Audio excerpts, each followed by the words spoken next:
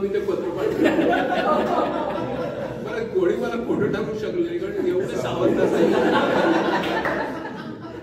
काही प्रॉब्लेम नाही, नावाचा फायदा घ्यायला पाहिजे ना आपण. काय आचार्यांनी नाही का सांगितलं की त्यांच्या शाळेत तो रिझल्ट लागतो बोर्डावर आणि म्हणाले आमचं नाव पहिले बोर्डावर टाकलं कारण आत्रे ए फॉर आत्रे, फडके, खांडेकर सगळे खाली म्हणाले. तसं आमचं आपलं सावंत असायचं त्याच्यामुळे आपल्याला कोणी कधी पेपर तपासला नाही, पुन्हा आजार पण नाही. मग तिथे शिकवत असताना मी मुलांना शिकवायचं तर आपण स्वतः रिसर्च केला पाहिजे. त्या याच्यापोटी मी जास्त रिसर्चकडे ओढला गेलो खरं सांगायचं. मला असं काहीतरी निसर्गाची रहस्य वगैरे शोधायची होती, असं खोटं सांगणं चुकीचं होईल. मला चांगला शिक्षक व्हायचं होतं आणि त्याच्यामुळे स्वतः चांगला रिसर्च करून डीपर नॉलेज मिळून मुलांना शिकवलं पाहिजे. फर्ग्युसनमध्ये एकापेक्षा एक बुद्धिमान मुलं यायची. त्यावेळी प्रायव्हेट कॉलेजेस वगैरे नव्हते. माझे विद्यार्थी सिरॅक्यूज युनिव्हर्सिटी वगैरे युएसमधले अनेक युनिव्हर्सिटी न्यूक्लिअर फिजिक्सचे प्रोफेसर आहेत माझे विद्यार्थी. त्याच्यामुळे अतिशय चांगले विद्यार्थी आणि आव्हानात्मक असायचं शिकवणं आणि इट वॉज व्हेरी इंटरेस्टिंग. म्हणजे त्याच्यामुळे ना मी शिकवताना कधी कधी सगळं प्लॉट रचायचो की केपलरच्या आणि कोपर्निकसच्या आयुष्यातले प्रसंग आणि मग असा हळूहळू येत तो प्रॉब्लेम इतका रंगवत जायचा. तर एखादी मुलगी उभं राहून सांगायची की sir why are you thinking like this, why don't you think like that. आणि मग मी म्हणायचो की yes Newton exactly thought like that. आणि मुलं मग तिला मिस न्यूटन याच नावाने वर्षभर म्हणजे अशी मुलं भेटलेली आहेत मला. पण त्याच्यामुळे आपण चांगलं तयारीत गेलं पाहिजे याचं एकदम हे असेल म्हणून मी रिसर्च करा. मग रिसर्च करताना नॅचरली मला दोन्ही येत होते, हार्डवेअरही यायचं आणि सॉफ्टवेअरही यायचं. असे मूर्ख लोक थोडे असतात माझ्यासारखे की जे दोन्ही शिकतात. आमच्याकडे जाती व्यवस्था आहे. वेस्टर्न लाईनचे लोक सेंट्रलच्या मुलींची लग्न करत नाही ना मुंबईत, तसं ते हार्डवेअर आणि सॉफ्टवेअर असं ते दोन वेगळं असतं आमच्याकडे. पण मला सुदैवाने दोन्हीची आवड होती, दोन्ही येत होतं. मी हाताने सिस्टीम बांधल्या आणि अल्गोरिथम्सवर प्रोग्राम्सही लिहिले. त्याच्यामुळे मला दोन्हीची आवड होती. खरंच असं करत नाही कोणी. त्याच्यामुळे माझं व्हर्टिकल करिअर होणार नाही असं अनेक लोक मला म्हणायचे. तू एक तर त्याच्यात तरी जा, त्याच्यात तरी दोन्ही लुडबुड करू असं म्हणायचे. पण मी दोन्ही करायचं. तर त्याच्यामुळे मी ज्यावेळेला म्हणजे थिओरिटिकल फिजिक्स करायला लागलो तर त्याच्यात हे म्हणजे कॉम्प्लेक्स प्रॉब्लेम सॉल्विंग हे कम्प्युटरवर करायची वेळ आली. नुसतं ॲनालिटिकल इक्वेशन मी करता येत नव्हतं तसं करायला. त्याच्यामुळे कम्प्युटरचा जास्त जास्त जास्त जास्त संबंध घ्यायला लागला आणि मग त्याची पॉवर कशी एक्स्ट्रॅक्ट करायची असं ते सुरू झालं. पण पुढे असं झालं की हळूहळू ती पॉवर कमी पडायला. म्हणून मी विचार केला की आपण आता तोपर्यंत IBM पर्सनल कम्प्युटर आले. सर्वात महत्त्वाची गोष्ट 84 साली पर्सनल कम्प्युटर आला. आणि माझे थिओरिटिकल फिजिक्सचे प्रोफेसर होते प्रोफेसर PV पानट. अनफॉर्च्युनेटली ही पास्ट अवे नाव. पण प्रोफेसर पानट दरवर्षी बर्कलेला जायचे. He was PhD from Berkeley. आणि त्यांचे महाराज सिंग कौल नावाचे प्रोफेसर मित्र होते तिथे. तर पानटांचं मला पत्र आलं. म्हणजे त्यावेळेला ते C-मेलनी पत्र आलं की मोठं त्या माणसाला महत्त्व प्राप्त व्हायचं. आमच्या डिपार्टमेंटमध्ये सगळी पत्र अशी एकत्र ठेवलेली असतात. तर विवेकला परदेशातून पत्र आलेलं दिसतंय अशी एक बातमी असायची. आपल्या वाड्यामध्ये पोस्टमन यायचं ना तरी बातमी आलं माझ्याकडे मनी ऑर्डर आली. आता सगळं ते गुप्त असतं त्याच्यात. मजा केली सगळं. तर त्याच्यामुळे मग सगळे काय आलं पत्र पानट सरांचं तुला. म्हटलं सरांनी मला विचारलं की तिकडून येताना तुझ्यासाठी काय घेऊन. तर जनरली मुलं कळवायची अमुक पुस्तक आणा अमुक पुस्तक आणा. कारण इंटरनेट नव्हतं, ईमेल नव्हती. तर आम्ही पुस्तकं जनरली सांगायचं. मी सरांना कळवलं sir if possible please bring one personal computer. लिहायला काय लागेल.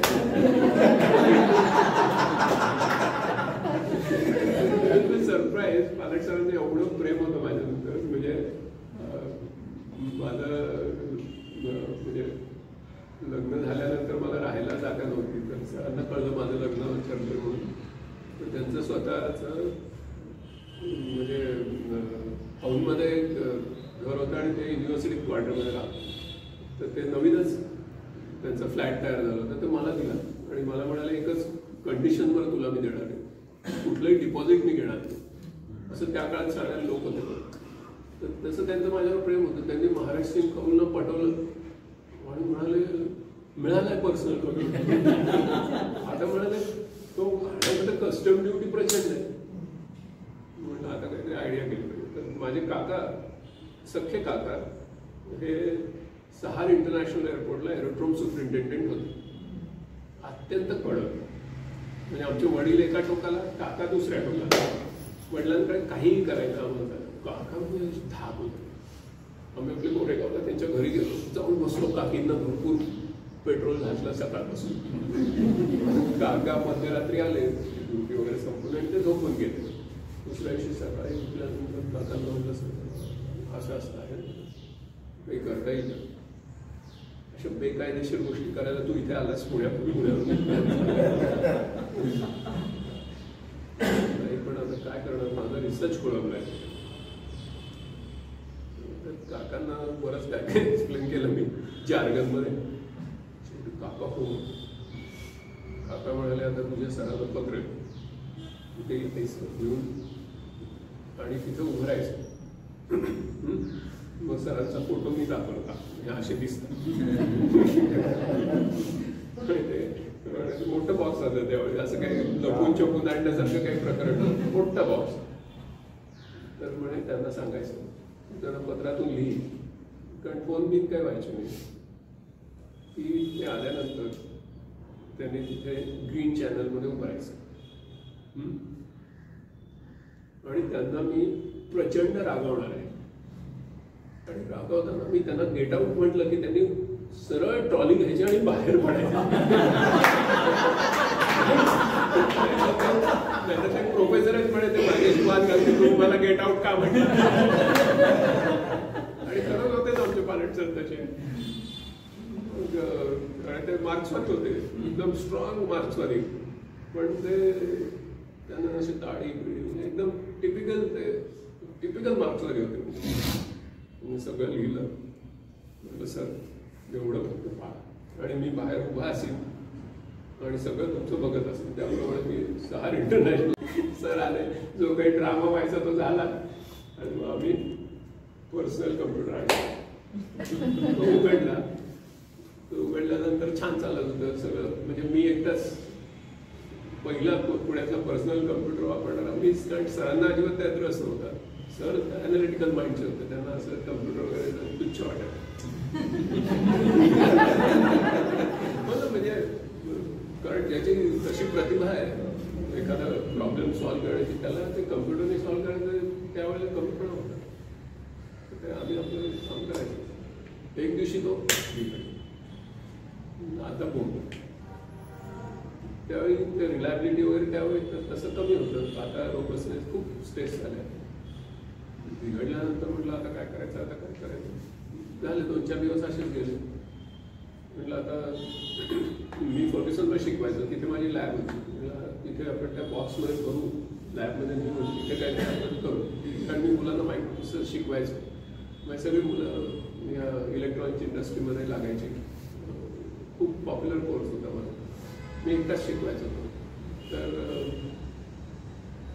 बॉक्स उघडलं, त्याच्या आतमध्ये IBMचं टेक्निकल रेफरन्स मॅन्युअल्स आहे. आणि तुम्हाला आश्चर्य वाटेल, हे बर्लिन वॉल पडण्याच्या आधीची गोष्टी मी तुम्हाला सांगते. त्याच्या मागे सगळी सर्किट्स IBMनी ओपनली छापलेली होती. म्हणजे ओपननेस ही गोष्ट, ओपन आर्किटेक्चर हे प्रत्यक्षात आलेलं मला त्यावेळेला पहिल्यांदा कळलं. म्हणजे जग ओपनिंग अप कसं होत होतं, म्हणजे बर्लिन वॉल पडण्यामध्ये त्याची म्हणजे परिणती कशी झाली. तर टेक्नॉलॉजीने धक्के द्यायला सिस्टीमला सुरुवात केलेली होती. आणि टेक्नॉलॉजी ही सगळी बंधनं वर्ल्ड वॉरची तोडू इच्छित होती. हे त्याचा प्रूफ आहे. त्याचा जो अन्वयार्थ आपण लावायचा आज पहा आहे.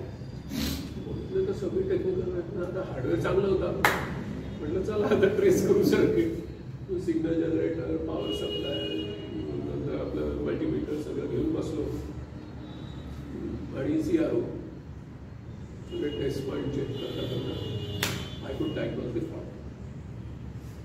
एक चिप गेलेली होती. इकडे पासोड्या विठोबा चौकात गेलो सायकलवरून आणि 20 रुपयात ती चिप नाही. त्यावेळेला 20 रुपये म्हणजे खूप होतं. मला 700 रुपये पगार होता. तर त्याच्यामुळे 20 रुपयाची ती चिप घेतली. ते सोनार म्हणजे ते बिंक लावून ते डिसोल्डर करून हळूच ती बसवली, सगळं परत सोल्डर केलं आणि काय आश्चर्य, कम्प्युटर चालू झाला. पारेख सर म्हणजे सगळ्या डिपार्टमेंटला जाहिरात, अरे विवेकला कम्प्युटर दुरुस्त करतात झालं. त्याचं परिणती अशी झाली, ती वार्ता इकडे तिकडे पसरली. एक दिवशी कोण यावं मला भेटायला, शरद जोशी. म्हणजे ज्यांचे फोटो आम्ही बघत होतो की एका बाजूला VP सिंग, नंतर हे अटलजी, चंद्रशेखर वगैरे बसले, तर मध्ये आपले शरद जोशी. ते भेटायला जीन पॅन्ट निळ्या रंगाची आणि तो पांढऱ्या रंगाचा हाफ शर्ट. मी तर घाबरलो, म्हटलं तर शरद जोशींच्या दंतकथा झाले होते, ते त्यांच्या जीवन काळात दंतकथा झाले होते. आणि म्हणून काळांनी सुंदर चरित्र गरवाटा म्हणून काय शरद जोशी एकदम सिरियस.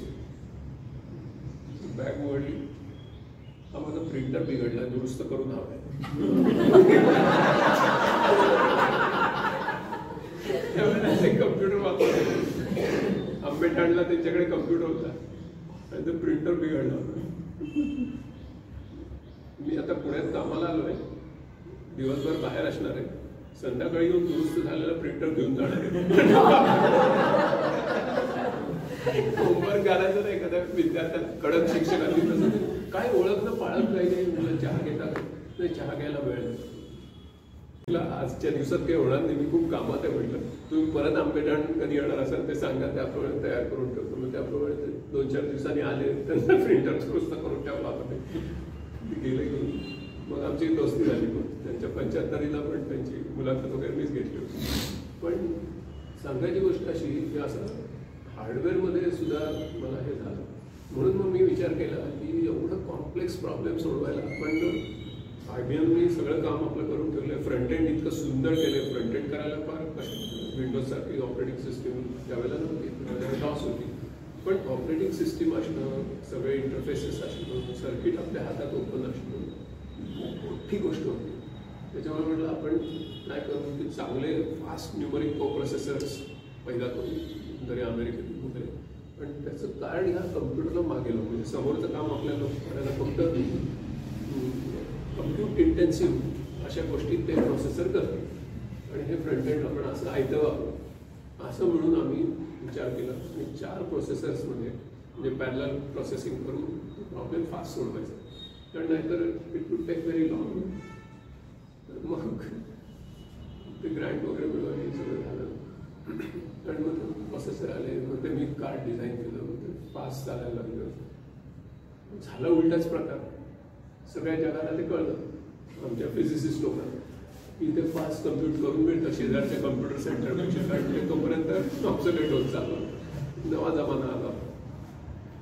आमचा सगळा रिसर्च बाजूला ठेवावा लागला. आम्ही सर्व्हिस सेंटर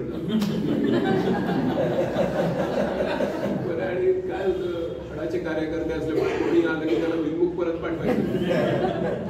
बरं तुझा काय प्रॉब्लेम, बस मग तो अल्गोरिथम द्यायचा, फीड करायचं, ते पॅरललाइज करायचं, त्याला सोडून त्यांचे पेपर व्हायचे. आमचं काहीच नाही, आम्ही आपलं चालू. थोडे दिवसांनी 2-1 वर्षानंतर माझ्या लक्षात आलं की अरे हे काही भलतच चाललंय. तोपर्यंत मलाही एक्साइटमेंट असायची, कारण कॉम्प्लेक्स प्रॉब्लेम समोर यायचा, तो सोडवायचा. आपल्या मशीनवर ते सुटतं वगैरे असं जरा होतं. नंतर कळायला लागलं हे असंच आपण आयुष्यभर करत राहिलं, लोकांची धोणी धुवत बसायची. मग मी एक स्कीम लिहिली, त्या काळात 35 लाख रुपये. आणि मग याची एक फॅसिलिटी करायची, असे 16 प्रोसेसर करायचे. आणि मग तिथे त्याचा स्टाफ वगैरे असेल त्या लोकांचे प्रॉब्लेम सॉल्व्ह करून द्यायचे. त्यांना मी एकदा ट्रेनिंग केलं की झालं, म्हणजे ती ॲक्टिव्हिटी सेपरेट, आपलं काम वेगळं. कारण लोकविज्ञानचं प्रचंड काम असायचं, त्यांना माहिती. मी सेक्रेटरी होतो, खूप काम असायचं आमचं. तर त्याच्यामुळे मग म्हटलं हे असं करू म्हणून स्कीम दिली 35 लाख. आमचे सर हे सगळे प्रिन्सिपल इन्व्हेस्टिगेटर सगळे मस्तपैकी डिपार्टमेंट ऑफ इलेक्ट्रॉनिक्सला पाठवले. आज ज्याला मिनिस्ट्री ऑफ IT म्हणतात, तर लोकनायक भवनमध्ये ऑफिस होतं दिल्लीला. फॉलोअप केलं, लालपितीचा कारभार, आपल्या नो रिप्लाय, असं चालू होतं.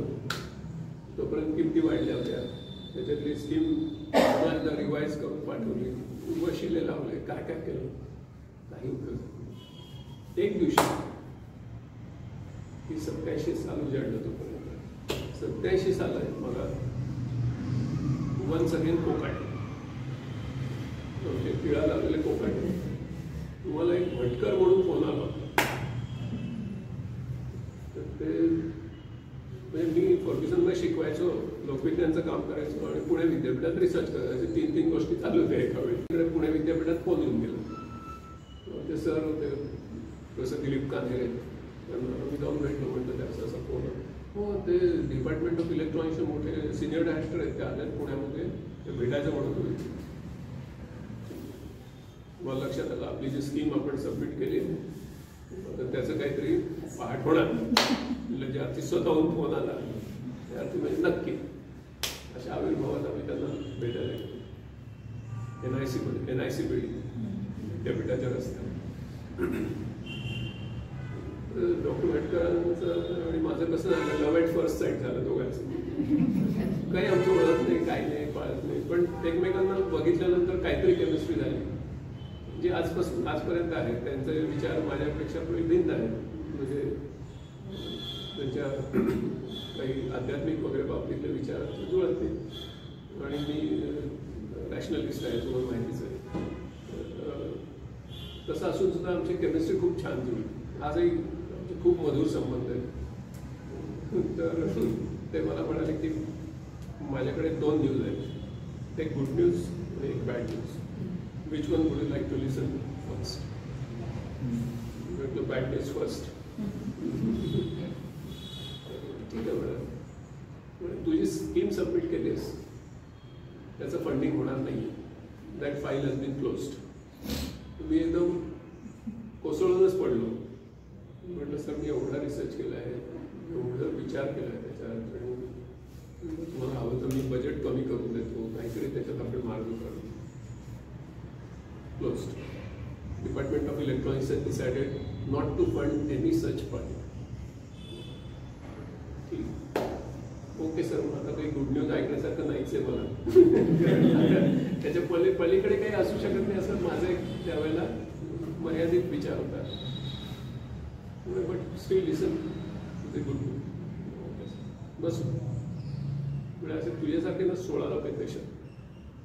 प्रत्येकजण असाच प्रयत्न करतो. पॅरलल कम्प्युटिंग म्हणजे जास्त प्रोसेसर लावून प्रश्न सोडवले. त्या सगळ्यांना एकत्र आणून भारत सरकारने एक संस्था त्यांना इंडिपेंडेंट फंडिंग नाही करायचं, सगळ्यांना एका संस्थेत आणायचं आणि तिथे एका संस्थेत मिळून भारताचा सुपर कम्प्युटर करायचं. कारण आम्ही काय सुपर कम्प्युटर वगैरे बघितला नव्हता, त्यांनीही बघितला नव्हता तोपर्यंत. तर मग त्यांनी मला ती सगळी स्टोरी सांगितली जी सर्व परिचित आहे. ती म्हणजे रोनाल्ड रेगन आजच्या ट्रम्प त्यांचे मोठे भाऊ होते, ते आजच्यासारखंच होतं प्रकरण. तर त्यांनी बारबो टाकलं भारताला सुपर कम्प्युटर काय मिळणार. राजीव गांधींना त्यांनी जवळजवळ अपमानितच केलं होतं. आणि त्यांचा असा आरोप होता की तुम्हाला जर आम्ही सुपर कम्प्युटर दिले तर ते तुम्ही न्यूक्लिअर पर्पजेससाठी त्याचा गैरवापर करा, हा मुख्य आरोप आहे. कारण भारताला गरज होती ती वेदर फोरकास्टिंगसाठी, कम्प्युटेशनल फ्लुइड डायनॅमिक्स. मग आणि वेदर फोरकास्टिंगला म्हणजे त्यावेळची जी मॉडेल्स होती त्याला इतकं कम्प्यूट इंटेन्सिव्ह होती ती. म्हणजे जस्ट मजा म्हणून सांगतो की 1 मीटर बाय 1 मीटर ॲटमॉस्फिअर असतं ना, ते मॉडेल करायला आपल्याला काही मिलियन पार्शियल डिफरन्शियल इक्वेशन्स सोडवावी लागतात. तर तुम्ही विचार करा की त्याच्यामुळे if you don't have super computing power then the weather will come before the forecast.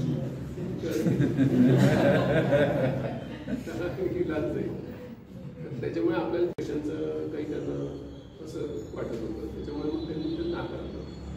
तर राजीव गांधींनी परत येण्याच्या प्रवासात हा विचार केला की आपणच स्वतः गाणे बनवायचं. आणि राजीव गांधींचं एक वैशिष्ट्य होतं की Rajiv Gandhi was very techno savvy person. एकेकाचं पर्सनॅलिटी असते आणि ते इतकं कम्प्युटरविषयी बोलायचे की त्या काळामध्ये आर.के. लक्ष्मण त्यांच्यावर सतत कार्टून्स काढायचे. इतकी भीषण कार्टून येत नाही की एखाद्याने नाच सोडून दिला असं बघा, पण ते त्यांच्या भूमिकेवर पक्के होते, ह्यांच्या भूमिकेवर पक्के होते. आणि पुढे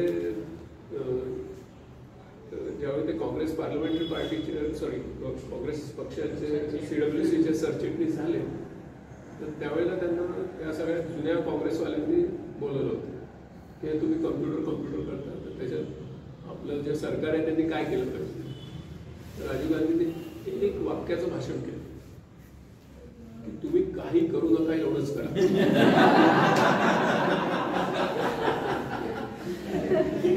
तुम्ही आलात की निर्बंध आहे ते सगळं चालू. कारण त्यामुळे आम्ही पर्सनल कम्प्युटर तर शिस्तीने आणायचं असतं, ज्यांचे काका नाही येत एअरपोर्टवर अशा लोकांना आणायचं. तर त्यांना OGL लायसन्स एवढं मोठं थिक पुस्तक असतं, ओपन जनरल लायसन्स, ते वाचून त्यातलं उलटं सुलटं करून स्कीम बसवावं लागतं.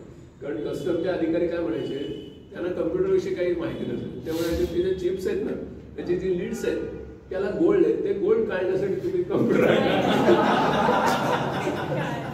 हातातली मानसिकता होती कम्प्युटरकडे बघण्याची. त्या काळात राजीव गांधी कम्प्युटरच्या बाता करत होते. म्हणजे यू कॅन इमॅजिन एखादा मनुष्य किती वेगळा असू शकतो. कारण त्यांनी रेडिओ दुरुस्ती हाताने केली होती, त्यांनी टेलिफोन ऑपरेटरचं काम इंग्लंडमध्ये, कारण नेहरू कुटुंबाने ठरवलं होतं ना की त्यांची फक्त फी भरायची, बाकी रोजचा उदरनिर्वाह त्यांनी स्वतः काम करून मिळवावं असं त्यांना दंडक होतं. त्याच्यामुळे सोनिया गांधींना त्यांनी लिहिलेली जी काही प्रेमपत्र आहेत त्याच्यात एका पत्रात उल्लेख सुद्धा आहे की आज मी तुला अतिशय छोटं पत्र लिहितोय, कारण एका बिल्डिंगच्या कामावर दगड उचलून माझे हात खूप दुखत आहेत, असं त्याच्यात एका उल्लेख आहे. त्याच्यामुळे ते संध्याकाळच्या रात्री उशिरा टेलिफोन ऑपरेटिंग करणं हे सगळी कामं करत होते. त्याच्यामुळे ही वॉज व्हेरी टेक्नोसॅव्ही. ते कार इतक्या जोरात चालवायचे, त्याची वर्णन आलेलीच आहे, तुम्ही सर्व परिचित आहे की कारची दुरुस्ती करून ती कार चालवणं, 4 व्हीलर ड्राईव्हच्या कार चालवणं, त्यांच्या अमेठी मतदारसंघात ते सगळे वर्णन तुम्ही वाचले असतील. त्याच्यामुळे त्यांना हे सुचणं हे फार ऑब्वियस होतं की आपणच आपलं करायचं असं. कारण एखादा मनुष्य टेक्नॉलॉजीच्या जवळ असतो त्याला तो कॉन्फिडन्स असतो. आणि मग ते डॉक्टर भटकरांना ते काम दिलेलं होतं. आणि मग त्याची सुरुवात कशी करायची, तर ज्यांची काही याच्यात गती आहे त्या लोकांना एकत्र करायचं आणि त्याची सुरुवात करायची. म्हणजे रादर दॅन स्टार्टिंग म्हणून खरं म्हणजे मला त्यांनी बोलवलं होतं आणि तिथे आमची पहिल्यांदा गाठ पडली.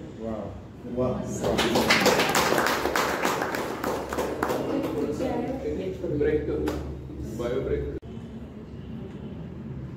करा.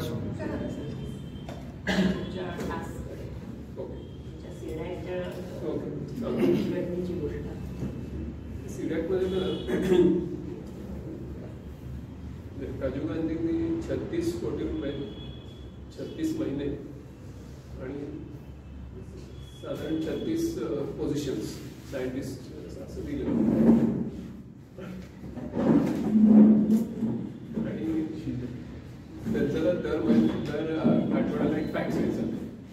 त्या काळात फॅक्स होते किती आठवडे राहिलेले आहेत डाऊन. तो नोटीस बोर्डवर लावण्याची जबाबदारी डॉक्टर भटकरांनी मलाच दिली होती. तेवढ्या काही एक तासापुरता मी जरा विलनच असायचो. पण आम्हाला एक अशी जुनी बिल्डिंग युनिव्हर्सिटीमध्ये आम्ही मिळवली होती. बरंच त्याचं राजकारणही झालं, पण समोर मिळाली. त्या जुन्याच क्रिकेटी बिल्डिंगमध्ये आम्ही सुरुवात केली. तर डॉक्टर भटकरांचं एक नेतृत्व खूपच, एक तर ते प्रतिभाशाली आहे चांगले एक मनुष्यप्रेम, खूपच प्रेमळ आणि कनवाळू आणि सगळ्यांना सांभाळून घेणारे असं त्यांचं व्यक्तिमत्व आहे. कुशाग्र बुद्धिमत्ता असूनही सुसंस्कारी असणं फार थोड्या लोकांमध्ये आपल्याला सापडतं. तर डॉक्टर भटकर हे त्याचं अप्रतिम उदाहरण आहे. आणि सर्वात महत्त्वाचं म्हणजे सगळ्यांना उत्तेजन देणं, ओपननेस असणं आणि त्याच्याशिवाय इनोव्हेशन्स होऊ शकत नाही. प्रत्येकाला विश्वास देणं की तू काहीतरी करू शकतोस असं. तर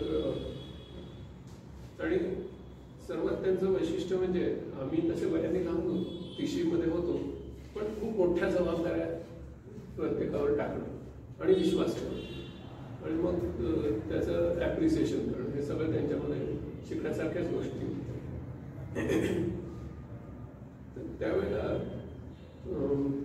आम्ही कोणीच सुपर कम्प्युटर बघितला नव्हता, त्यांनी बघितला नव्हता आणि तसा तो बघून उपयोगही नव्हता. कारण ते सुपर स्केलर प्रोसेसर म्हणजे एक असा वेगवान घोडा हे अमेरिकन सिस्टीम आणि ते आपल्याला नव्हती ती टेक्नॉलॉजी अवेलेबल. त्याच्यामुळे त्याचं सेकंड सोर्सिंग होऊ शकतं इंटरनॅशनल मार्केटमध्ये आणि ज्याचे चिप्स मिळू शकतात अशा हजारो चिप्स एकत्र करून एक सुपर कम्प्युटिंग पॉवर एक्सट्रॅक्ट करणं म्हणजे पॅरलल प्रोसेसिंग हा मार्ग आपल्याला स्वीकारायचा होता. त्याच्यामुळे त्या मार्गामध्ये आपल्यासारखेच काम करणारे इतरही प्रोजेक्ट होते त्या काळात जगामध्ये. एडिनबरामध्ये होता, सुप्रीनम प्रोजेक्ट जो याचा होता, जर्मनीचा होता. असे काही निवडक प्रोजेक्ट जगामध्ये त्यावेळेला चालू होते.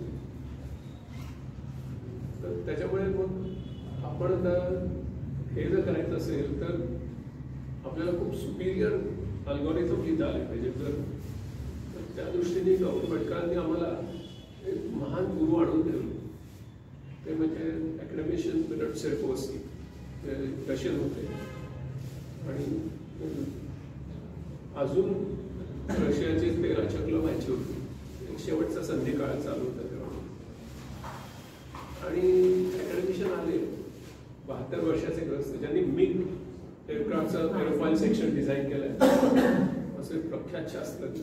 अकॅडमिशियन ही पदवी त्यावेळेच्या USSR मध्ये अशा लोकांना द्यायचे की वर्ल्ड वॉरमुळे ज्यांना नोबेल प्राइज मिळत नाही अशा श्रेणीतल्या लोकांना त्यावेळी अकॅडमिशियन मिळायचे. आता माझा आणि रशियन वैज्ञानिकांचा संबंध हाच होता की आम्ही फिजिक्स सगळं रशियन पुस्तकातून शिकलो होतो. याचं कारण अमेरिकन पुस्तकं खूप महाग असायची आणि मीर पब्लिशरची फिजिक्सची अप्रतिम पुस्तकं खूप स्वस्त 2 रुपये 3 रुपयामध्ये मिळायची. माझ्या घरी एक कपाट सगळं फिजिक्सच्या मीर पब्लिशरच्या पुस्तकांचं भरलेलं आहे.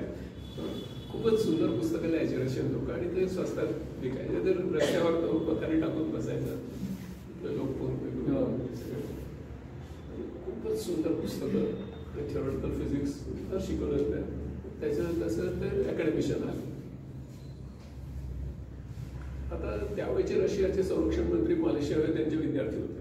म्हणजे युद्धाने पाहिजे किती मोठा म्हणून म्हणजे एक आठवण मी तुम्हाला सांगतो. किती वेगळी माणसं असतात ही. गाडीतून जसे उतरले तर आम्ही सगळे स्वागताला थांबलो होतो. म्हणजे पहिला शेक हँड त्या सिक्युरिटी गार्डला केला. तो पावसाळ्यात गेला बिचारा. एवढा दिवपाड असा गोरापार पांढरे पूर्ण केस असलेला एक विद्वान चेहरा लगेच कळावर असं बुद्धिमत्तेचं तेज असलेला माणूस पहिला शेक हँड. MKCLची जॉईंट व्हेंचर कंपनी ही सौदी अरेबियामध्ये काढली. ते खूप श्रीमंत अति श्रीमंत अरब लोक माझे पार्टनर तिकडच्या आमच्या कंपनी. पण जेवायला बसताना ड्रायव्हर आणि सगळे एकत्र असं मजेशीर काय काय करतो. अकॅडमिशियन आले आणि मग तशी अगदी ते प्रेमाने वागायचे की आम्ही त्याच्यापुढे काहीच नाही. म्हणजे सूर्यापुढे काजवे असतात तसला प्रकार होता तो. पण ते सगळं शिकवायचे. एक दिवशी म्हणाले की विवेक गेट मी 286 प्रोसेसर. म्हणजे 286 त्यावेळेला PC 286 होते. कशाला यांना पाहिजे म्हणून ठेवला. तोपर्यंत आमचं एक 16 प्रोसेसर मशीन झालेलं होतं ज्याला पुढे परम सुपर कम्प्युटर असे नाव मिळाले. 16 प्रोसेसर पर्यंत गेलो होतो. 1024 पर्यंत जायचं होतं. तर त्यावेळेला ते म्हणाले ते ठेवा आणि हे 286 एक प्रॉब्लेम का तर तुम्ही तुमच्या मशीनवर सोडवा आणि मी मात्र 286 वर सोडवणार इक्वेशन आपण सोडवणार झालं ते बसले टायपिंग करत आम्ही इकडे करतो ते 72 वर्षाचे आम्ही ते आकडे उलटे केले तर साधारण जे वय आहे ते आमच्या साईडला होते मग झालं आमचं सॉल्व्ह झालं रन केलं अक्षरशः त्यांचं 286 वर आमच्याकडे 16 प्रोसेसर इच प्रोसेसर मच फास्टर दॅन दिस असं असताना त्यांचा प्रोग्राम आमच्यापेक्षा फास्टर चालला काय केलं यांनी समजून गेलं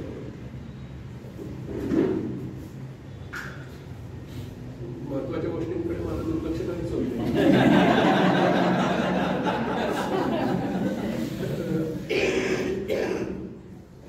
आम्ही त्यांना शेवटी शरण गेलो म्हटलं सर ते म्हटलं परत एक प्रयत्न करा मग परत केला तर थोडासा स्पीडअप झाला फार पलीकडे काही गेलं नाही कारण त्यांचं काही पटीने फास्ट होता म्हणजे it was not incremental speedup म्हणाले आता साधा ते कम्प्युटेशनल फ्लुइड डायनॅमिक्समध्ये दादा म्हणजे बिग एअरक्राफ्टचं जे एरोडायनॅमिक्स आहे ते आणि आपल्या रक्ताभिसरण हे सगळं ते एकाच इक्वेशन मी सांगायचे तर मग त्याने एक इक्वेशन लिहिलं फळ्यावर इक्वेशन असं होतं अजूनही माझ्या मनात ते ताज आहे hardware plus brainware is equal to constant ज्यांचं मॅथमॅटिक्स चांगलं आहे त्यांना कळलं असेल याच्यातला विनोद काय की hardware plus brainware is equal to constant म्हणजे काय तर ज्यांच्याकडे ब्रेनवेअर कमी आहे ते हार्डवेअर जास्त वापरतात उजव्या बाजू कॉन्स्टंट आहे ज्यांच्याकडे ब्रेनवेअर जास्त आहे त्यांना कमी हार्डवेअरमध्ये पण तोच रिझल्ट हे त्यांना आम्हाला सांगायचं होतं त्यामुळे दिल्यानंतर सीडॅकची सगळी दिशा असं एक माणूस आपल्या जीवनात येतो आणि तो एक टर्निंग पॉइंट आपल्याला देऊन जातो मग पुढे असं झालं की जसं जसं आम्हाला थोडंसं सक्सेस मिळायला लागला तसं तसं लोकांच्या पोटात दुखू लागलं मला आश्चर्य वाटेल की म्हणजे राजीव गांधींच्या आशीर्वादाने सुरू झालेलं मिशन त्याच्यामध्ये दिल्लीहून एक मिड कोर्स करेक्शन कमिटी आहे नावच बघा काय सुंदर म्हणजे काहीतरी चुकलंय आणि आता मिड कोर्स मध्ये करेक्शन करण्याची गरज ती committee perhaps with a clear mandate की हे बंद करायचं ओके मल्टीनॅशनल्स कशा ऑपरेट होतात ते बघण्यासारखं आहे ओके आम्ही तो डॉक्टर भटकरांचं नेतृत्व असल्यामुळे तो हल्ला आम्ही परतून लावला त्या कमिटीने संध्याकाळी आमच्याबरोबर बैठक घेतली लॉन्सवर बाहेरच्या आणि ती 90 सालापासून 91 पासून आपली इकॉनॉमी ओपन आहे सगळ्या कम्प्युटरमधल्या मल्टीनॅशनल्स या बेंगलोरमध्ये घडतात इन्क्लुडिंग टेक्सास इन्स्ट्रुमेंट्स वगैरे सारख्या म्हणजे हार्डवेअरमध्ये काम करतात आणि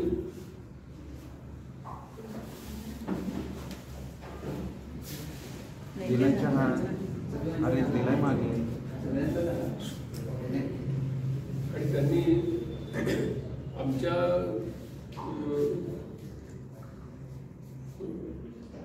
म्हणजे एक इंजिनियरला पळवायला सुरू मोठी मोठी पॅकेजेस देऊन अशा रीतीने मल्टीनॅशनलनी सीडॅकचा सुपर कम्प्युटर बांधण्यातले जे क्रीम होते त्या जवळजवळ प्रत्येकाला पळवलं आमच्यासारखे फार थोडे लोक त्यावेळेला राहिले ओके सगळ्यांना खूपच हाय पॅकेजेस होते ती इतकी अट्रॅक्टिव्ह सिडॅकमध्ये कामाच्या दृष्टीने क्रिएटिव्हिटीच्या दृष्टीने आम्ही एक स्वर्ग निर्माण केला होता. तसं त्याच्यात पोट दुखण्यासारखं म्हणजे काहीतरी नाराज म्हणून सोडून जातो असं करण्यासारखं काही नव्हतं. त्यावेळेला मला आठवत आहे की आमचे चेअरमन त्यावेळेला सॅम पिट्रोडा आले होते. सॅमने एक फार सुंदर वाक्य आम्हाला सांगितलं. ते म्हणाले की Indians are waiting to get hurt. म्हणजे जे IIT वगैरे मधून येतात तसे जे इंडियन्स आहेत ते are just waiting to get hurt. मग आपण हर्ट झालोय म्हणून आपण राजीनामा देतोय असं सांगून ते मल्टीनॅशनल. तर डॉक्टर भटकरांचं असं वैशिष्ट्य की त्या काळामध्ये असे एवढं एक्सोडस होऊन सुद्धा अत्यंत बुद्धिचातुर्य इनोव्हेशन्स याच्यामुळे नॉट डेटला सुपर कम्प्युटर पूर्ण झालं. तरी झालं. वॉशिंग्टन पोस्टने आमच्यासाठी न्यूज छापली की India also join the select league of super computing nations first पेजवर. ओके, म्हणजे असं क्वचित घडलं पण हे त्यावेळेला घडलं. आणि त्याच्यामुळे एकंदर देशभर अशी एक वेव निर्माण झाली, विशेषतः या क्षेत्रातल्या म्हणजे विद्यार्थ्यांमध्ये, सायंटिस्टमध्ये, की कम्प्युटिंगमध्ये भारत कुठेतरी विशेष आहे. आणि त्याच्यामुळे कॉन्फिडन्स जो गावाकडच्या पण मुलांना आला त्याचा इम्पॅक्ट त्या सुपर कम्प्युटिंग पॉवर मिळवण्यापेक्षा जास्त होता असं मला आज मागे वळून आत्मविश्वास निर्माण झाला. तर त्यावेळेला आम्ही बरेच कॉम्प्लेक्स प्रश्न सोडवले. म्हणजे लॉन्च व्हेकल डायनॅमिक इस्रोसाठी, नंतर ONGC साठी reservoir modelling, seismic data processing, molecular modelling, drug design, कितीतरी गुंतागुंतीचे प्रश्न त्या सुपर कम्प्युटरने सुटले. आणि ते करत असताना आमचे पहिले जे चेअरमन होते ते फारच प्रतिभावान ग्रस्त होते. आणि ते म्हणजे none other than doctor KR Narayanan, जे पुढे भारताचे उपराष्ट्रपती आणि राष्ट्रपती झाले. ते त्यावेळी सायन्स अँड टेक्नॉलॉजी मिनिस्टर होते. ते आले होते. आमचं थोडंसं नवीन मशीन तयार झालं होतं, काहीतरी 16 प्रोसेसर वगैरे. ॲज चेअरमन ही केलं. इतके बुद्धिमान होते. हेरॉल्ड लॉस्किनचे ते PhD स्टुडंट होते. पंडित नेहरूंनी त्यांना PhD साठी पत्र दिलं होतं. पण म्हणून ते इंग्लंडला हेरॉल्ड लॉस्किनचे डायरेक्ट स्टुडंट. फारच बुद्धिमान म्हणून आणि इतके नम्र, इतके मृदू की काही विचारू नका. ते पण शार्प थिंकर. त्याच्यामुळे एक अतिशय कळीचा मुद्दा डॉक्टर भटकरांना विचारला की ज्याच्यामुळे माझ्या करिअरला एक वेगळी दिशा प्राप्त झाली. तर त्याचं क्रेडिट मला नाही आहे, KR नारायणन आणि डॉक्टर भटकरांना. त्यांनी एक असा साधा प्रश्न विचारला की डॉक्टर भटकर, मला ना आता तुम्ही जे डेमॉन्स्ट्रेट केलं त्याच्यावरून असं लक्षात आलंय की राजीवजींना जे टार्गेट मशीन हवंय ते आता तुम्ही नक्की बांधू शकाल. त्याच्याबद्दल मला आता खात्री आहे, कारण तुम्हाला बेसिक ब्रेक थ्रू जो व्हायचा होता तो झाला आहे. पण भारतासाठी भविष्य काळात असे सुपर कम्प्युटर सातत्याने बांधणारी माणसं तुम्ही तयार करता आहात का?